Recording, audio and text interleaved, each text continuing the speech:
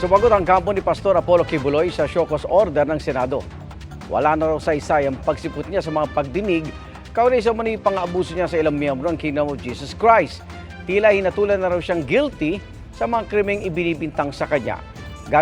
Gagawa raw sila ng susunod na hakbang oras sa tumugon ng Senado. Si Senadora Risa Ontiveros hihilingin kay Senate President Juan Miguel Zubiri na aprubahan ang warrant of arrest laban kay Kibuloy dahil sa pang-isnab sa Senado.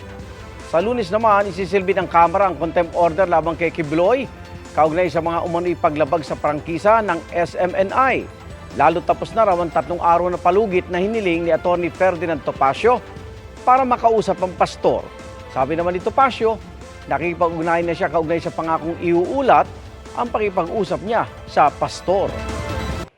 Mga kapuso, sama-sama tayong maging saksi. Mag-subscribe sa GMA Integrated News sa YouTube at para sa mga kapuso abroad, samahan niyo kami sa GMA Pinoy TV at sa www.gmanews.tv.